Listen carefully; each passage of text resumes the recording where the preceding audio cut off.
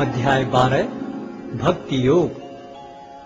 अर्जुन ने पूछा, जो आपकी सेवा में सदैव तत्पर रहते हैं या जो अव्यक्त निर्विशेष ब्रह्म की पूजा करते हैं, इन दोनों में से किसे अधिक पूर्ण माना जाए?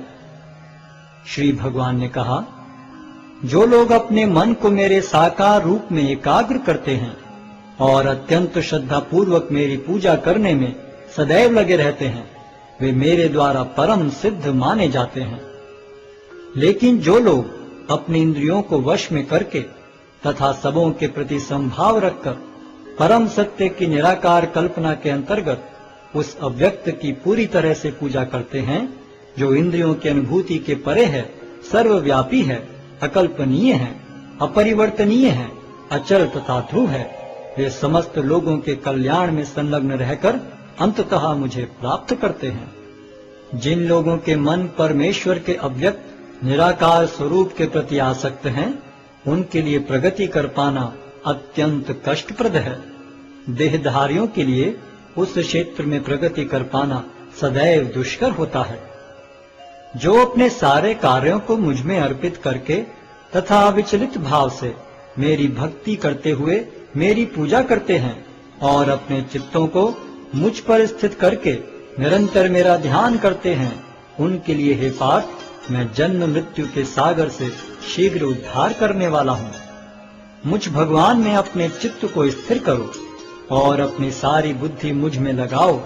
इस प्रकार तुम निस्संदेह मुझ में सदैव वास करोगे। हे अर्जुन, हे धनंजय, यदि तुम अपने चित्त को विचल भाव से मुझ पर स्थिर नहीं कर सकते, तो तुम भक्ति योग के विधि विधानों का पालन करो। इस प्रकार तुम मुझे प्राप्त करने की चाह उत्पन्न करो। यदि तुम भक्ति योग के विधि विधानों का भी अभ्यास नहीं कर सकते, तो मेरे लिए कर्म करने का प्रयत्न करो, क्योंकि मेरे लिए कर्म करने से तुम पूर्ण अवस्था को प्राप्त होगे। किंतु यदि तुम मेरे इस भावनामृत में कर्म करने में असमर्थ हो, तो तुम अपने कर्म के समस्त फलों को त्याग कर कर्म करने का तथा आत्मस्थित होने का प्रयत्न करो। यदि तुम यह अभ्यास नहीं कर सकते, तो ज्ञान के अनुशीलन में लग जाओ। लेकिन ज्ञान से श्रेष्ठ ध्यान है और ध्यान से भी श्रेष्ठ है कर्म फलों का परित्याग, क्योंकि ऐसे त्याग से मनुष्य को मन शांति प्राप्त हो सकती है।